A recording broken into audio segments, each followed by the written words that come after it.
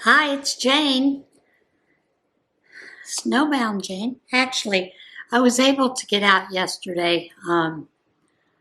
Although when I left for church in the morning, the road was kind of a little on the slippy side. My car, of course, gave me the notice that I was skidding. I'm like, shut up. Let me get down this driveway. Let me not hit a tree. Got out onto the road and got down the road. It was still pretty icy yesterday. But I was able to get down the road without too much issue. They do put a lot of cinders down here in the, I guess, home complex that I live in. I'm not really sure whether you would call it a home complex, what you would call it. So yeah, did get down, and of course when I came back up, the roads had warmed up enough so the road was clear. My driveway was still kind of messy because I decided that Saturday after it snowed, I just wasn't going to shovel again. It's too much. So yeah, put that aside. Of course, when I was at church, they're like, Jane, just call us.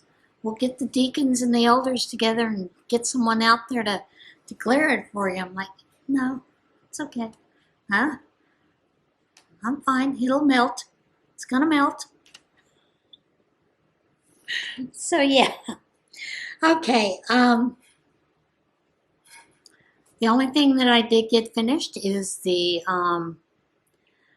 Bible read along Cal that Terry is doing. I did get that one more item finished. In this one, I am using Mexicana, is the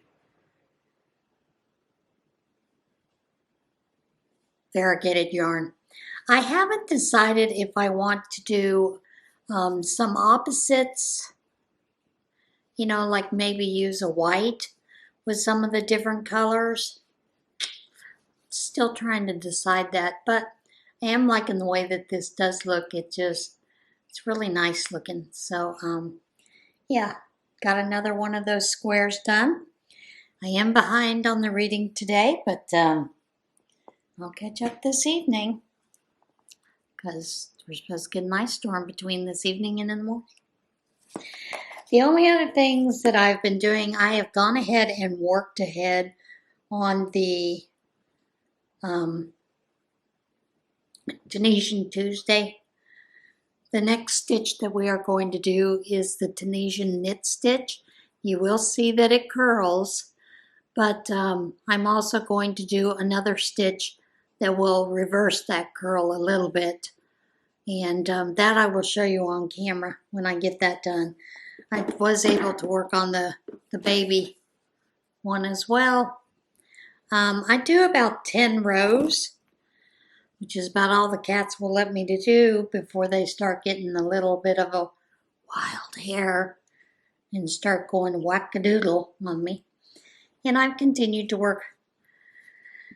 I get about a row done, a row of one color and then the following color, and then I've got to put it aside because I'm doing a lot of other things, besides the Bible studies that I'm involved in at church. Like I said, I'm part of I do Awana club at church. And since I've got my child clearances, sometimes when they need daycare, so that some of the mothers who do homeschool or can't get away can come to a Bible study. Many times I'll step up and do some childcare in the nursery for that. Of course, my preferred is older children, simply because it's been so long since I've messed with babies. I mean, I don't mind babies, but I'm not really thrilled about getting down on the floor because I'll need a church body to help me get up. But yeah, I've been doing that, working on those Bible studies. Also, working on some of the other things that I needed to get done. A lot of it is going through fabric, culling fabric, and pulling fabric for bags and for some other projects that I have in mind. I am working on a couple of other things as well. And as well as still going through some of those boxes in the garage. Some of those things are things that I have to list on eBay to sell because they are, well, eBay, Amazon, because they are books, geology books, and some of them are out of print. So I am listing those for sale. And of course, all of that takes time. Boy, does it take time to do those things. You don't realize how quickly time passes before you're like, I haven't done anything. And then I'm like, and I haven't even gotten to sit down and really watch YouTube videos. I try to get up early in the morning and watch about an hour of folks. And then before I go to bed, I watch about another hour. But you know, I could easily go down that rabbit hole and spend all day watching YouTube videos. I've continued to work on my sugar blush shawl, but it's over across the room, so I'm not going to bring that out. It's gotten a little bit bigger. It's gotten to the point where I could probably put it around my neck, you know, just like this. I'm not completely done with the first ball of yarn. So I would like to finish the first ball of yarn to determine if I'm just going to leave it small like that. Since it is thicker and it is a bulky weight, I think it'll be fine for the reason I made it was so that I could use it in church. Our church is pretty much cooler in the winter. They don't always turn the heat up real high. The only time I've noticed that they do have the church up the heat up a little bit more is when we have baptisms, and I don't blame them for that, you know, because who wants to get out into a cold church, you know, after you've been baptized and you're still sort of wet. So they do, you know, they try to judge by what they're seeing in the crowd. If a lot of people are throwing, you know, little afghans or shawls around their shoulders or going out to get their coat, then they'll turn the heat up a little bit. But, you know, everybody's trying to save money where they can. So you can understand that. I'm going to insert a little video, and I put it on Facebook as a reel. I'm going to insert a little bit of a video here. The cats had gotten, well, let me tell you first before I insert it. The cats, when they're playing, even though I have a mat that's supposed to be non-skid, when they come running through here sometimes, they slide into the bowls, and the bowls go flying across the room, whether they're on the mat or not. So I got a silicone non-skid mat bowl holder, I guess, and it holds 2 small bowls, and it is non-skid so that they can't knock the bowls out. They can't, you know, get into them and move them across the room, because I was getting angry. I'll be honest. These cats would come flying through here and hit one of those bowls, knock it over, and there'd be cat food all over the room. You know, and I'd be like, fine, eat it off the floor. I'm kidding. I'd be like, now I gotta go sweep up all that mess. So, you know. But I am enjoying the cats. I do love them. And I know I had told you many a times, Ronan was real skittish, not really getting into my lap. Lately he's been climbing up into my lap, letting me hold him, love on him. So he's purring, so things are good there. You know, I'm pretty excited about that. because I was afraid that he would never get to the point where he would be willing to let me hold him very long or even get up in my lap, but he is, so we're working on it. We're going to continue to work on that phase with him as we go. That's kind of it. Oh,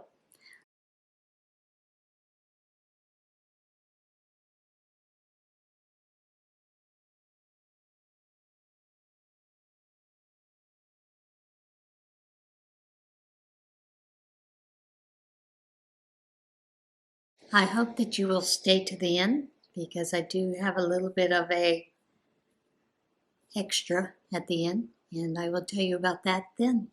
But are you ready for a little water in Tarnation? All right, let's get to it. Chicagoans work to preserve viral rat hole. Chicago's famous rat hole, a rodent-shaped indentation in a concrete sidewalk, was filled in by an unknown person, leading fans to attempt to exhume the landmark.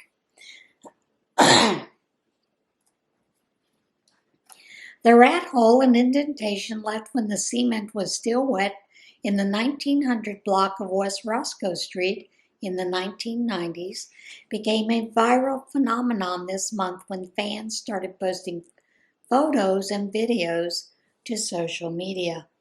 Visitors left offerings, including spare change and snacks, as tribute to Jimley, the name given to the animal that created the indentation. The hole appeared to be rat-shaped, but some neighbors and animal experts said it was more likely left by a small squirrel that fell out of a tree. Fans gathered at the rat hole on Friday discovered it had been filled in overnight with concrete or a plaster-like substance. Visitors worked to dig the still wet substance out of the hole to preserve the landmark. As a Chicagoan, I feel the preservation of history is important, Jonathan Howell told NBC Chicago, as he used a license plate to dig at the substance. It has a plaque, so you gotta dig it out. The plaque was left at the hole this week by organizers of Riot Fest. Other famous visitors to the hole this month include Representative Ann Williams, Democrat 11th District, and Chicago Bulls mascot, Benny the Bull. I just don't understand why everyone's trying to block our good time, visitor Reese Clem said. All I wanted to do was leave a cute little quarter in respect of the rat hole.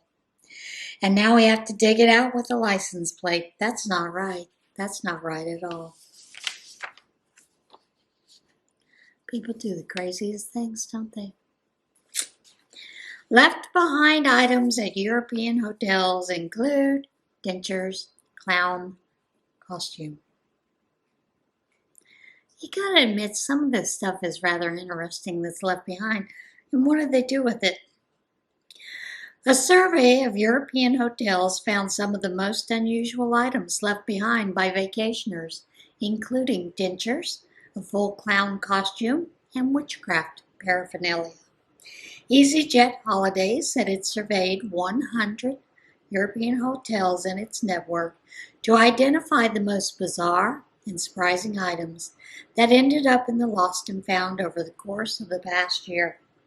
One hotel reported finding a full clown costume, complete with a wig and a red nose, left behind in a room.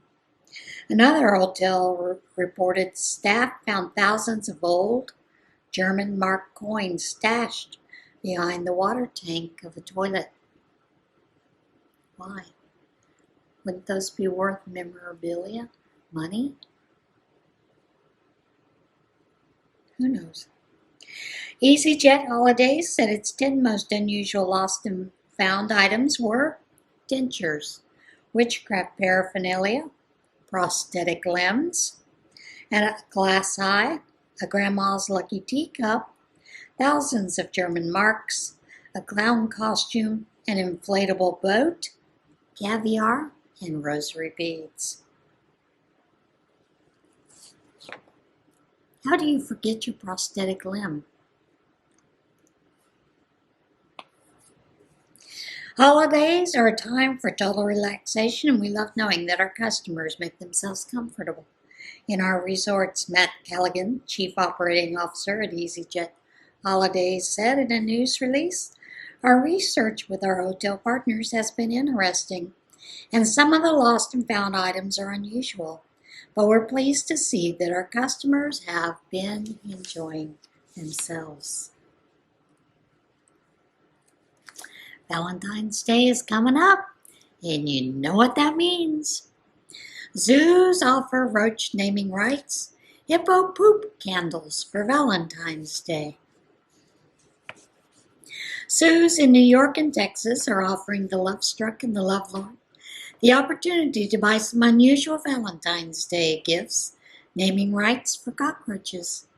The Bronx Zoo said romantically minded patrons can pay to have a Madagascar hissing cockroach named after the Valentine, with other gift packages including roach socks, stuffed roaches, and a virtual roach encounter.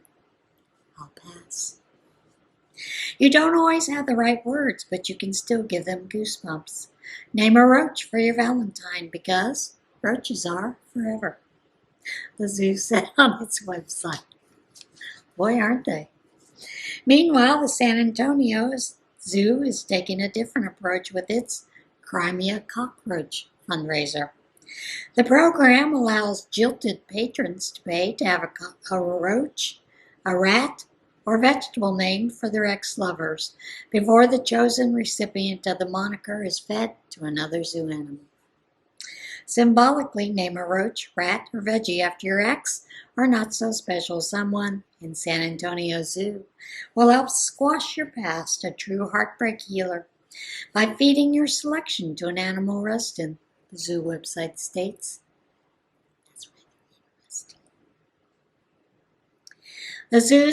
The San Antonio Zoo is also offering a candle bearing the scent of hippo poop as a potential Valentine's gift for that someone special.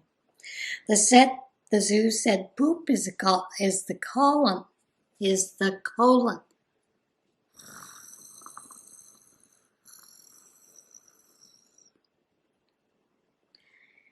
perfume of the hippo world and is used to impress potential mates.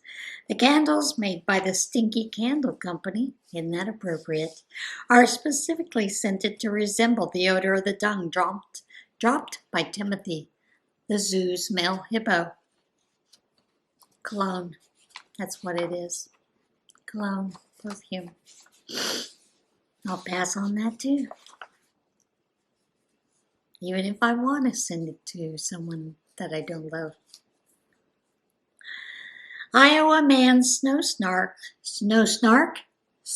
shark sculpture becomes a local tourist attraction. An Iowa man's yard is attracting schools of visitors from across the area after he built a 20-foot-long shark sculpture out of snow. Carlos Maldonado, a sculptor and owner of Carlos Maldonado Artwork in Iowa City, created the 5.5-foot-tall great white shark sculpture from snow with help from his two sons. I looked up snow sculptures. I didn't really want to do anything plain, he said. When I saw a shark online, I figured I could do that. So I gave it a shot, and this is what we ended up with. He said it took about 4.5 hours. It's the weather.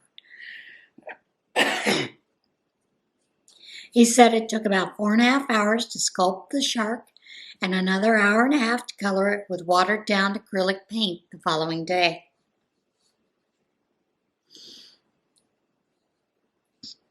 Hang on.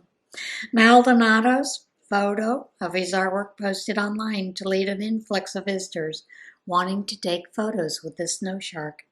My fiance has seen this online on Facebook, and we just thought it was a really good idea to bring our kids out to be able to see what creativity and what they can really do with snow. Visitor Anastasia Morton said, It will be a very good memory for my kids. Amazing Spider-Man #1 auction for $1.38 million. A copy of The Amazing Spider-Man #1 from March 1963 was auctioned for a record-breaking $1.38 million. The issue, which features Spider-Man's first encounter with the Fantastic Four, is one of only 2 copies to receive a grading of near mint 9.8 from the Certified Guarantee Company. Is that how you pronounce it? Guarantee Company? The comic book, which was released only 7 months after the character's debut in Amazing Fantasy #15, was auctioned by Heritage Auctions and fetched a high bid of $1.38 million, the most ever paid for a copy of Amazing Spider-Man #1. The previous record, sold in July 2023, was $520,380. The auction lot also included a copy of Superman #1 that sold for $2.34 million and a copy of 1942's All-Star Comics #8, the first appearance of Wonder Woman, sold for $1.5 million. There's video of this. Why didn't I keep any of my comic books? Bear evicted from underneath California home. Animal rescuers in California helped a homeowner evict an unwanted squatter, a bear trapped under his house. The Bear League said in a Facebook post that the North Lake Tahoe man spotted a bear in the crawl space under his home and initially called his handyman to get rid of the animal. The handyman did not see the bear and decided to install bear wires at the crawl space opening to prevent the Bruin from returning. A neighbor later saw that the bear was indeed still under the house and was now unable to get out due to the wires. The Bear League was summoned to the scene and removed the wires temporarily so the bear could be urged to leave. The moral of the story is, call the Bear League if you think there is a bear under your house. Don't expect your handyman to crawl underneath and confront the bear face to face with no experience and no idea what to do, the post said. That's a good idea. Stowaway cat takes 800-mile journey under hood of moving van. A cat who went missing from her owner's home turned out to have gone for an 800-mile road trip across England and Wales in the engine compartment of a moving van.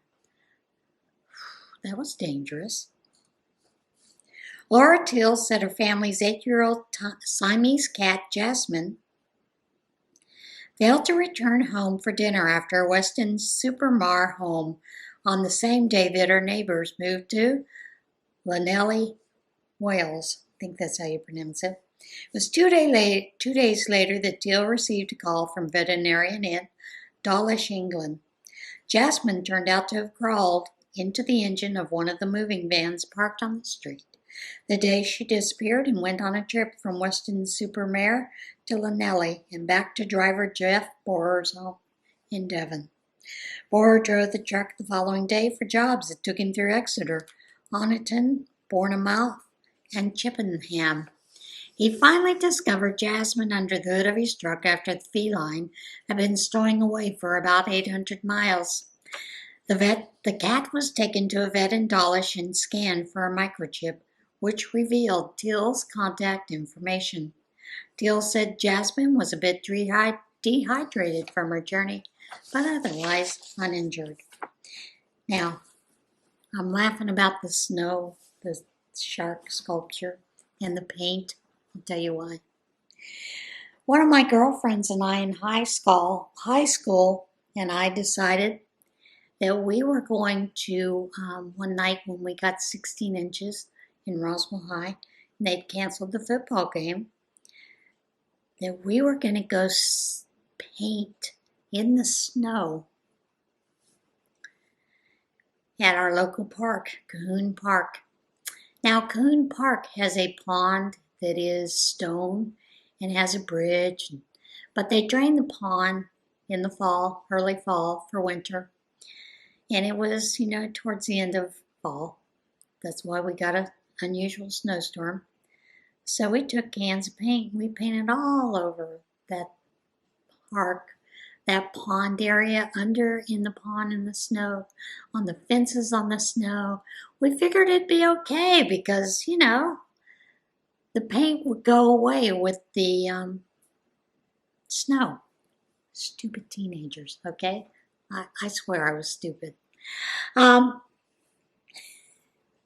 next morning we got up and my friend opened up the paper, Sunday paper, and the Sunday paper had this big headline about vandals hit Cahoon Park Pond painting.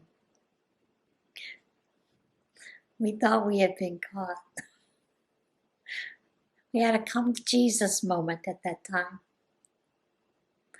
Anyway, it was about a summer event after they drained the pond and people come in and painted the cement pond and, fences, the stonework and all that kind of stuff. Wasn't what we did.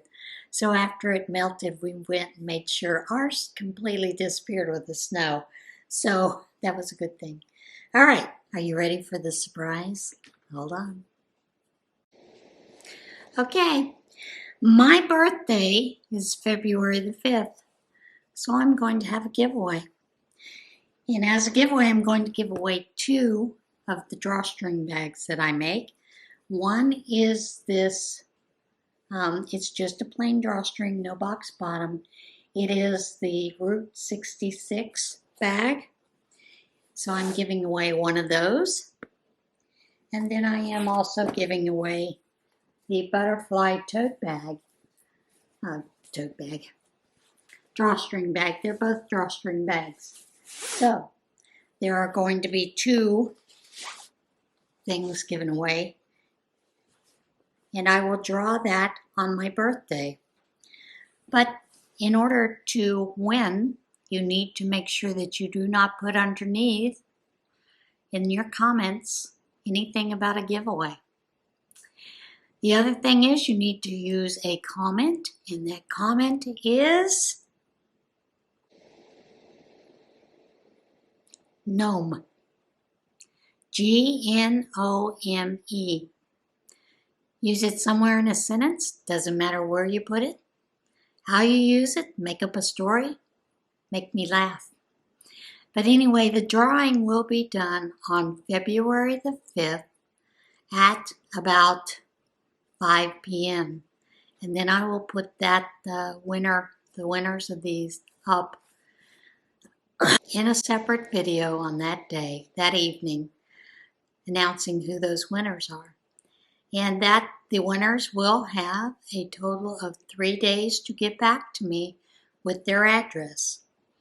I don't know if I'm going to have you change your comment by adding something special to it or not. I'll think about that. And that may be something you have to do later on. But anyway, there you go. Just thought I would do something, kind of celebrate my birthday. All right. You ready for a little devotion? This comes from God's Promises from the Heart. Promises from God's Heart is the name of it. And we're going to read a couple. Promises from God's heart when you are depressed. Why are you in despair, O my soul? Why have you become restless and disquieted within me?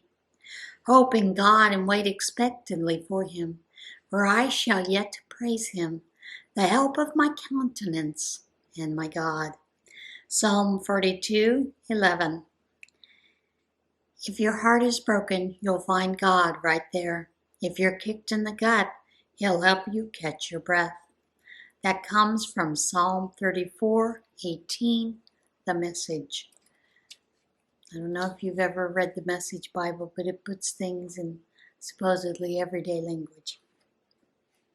He heals the brokenhearted and binds up their wounds. Psalm 147:3. The Spirit of the Lord God has sent me to heal the brokenhearted, to comfort all who mourn, to provide for those who mourn in Zion, to give them a crown of beauty instead of ashes, festive oil instead of mourning, and splendid clothes instead of despair. And they will be called righteous trees, planted by the Lord to glorify Him. Isaiah 61, verse 1 through 3.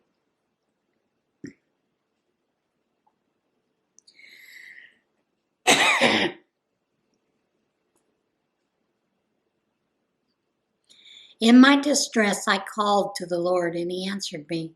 Psalm 120, verse 1. Always be full of joy in the Lord. I say it again, rejoice. Remember that the Lord is coming soon. Don't worry about anything. Instead, pray about everything. Tell God your needs. If you do this, you will experience God's peace. His peace will keep your thoughts and your hearts quiet and at rest as you trust in Christ Jesus. Philippians 4, 4 through 7.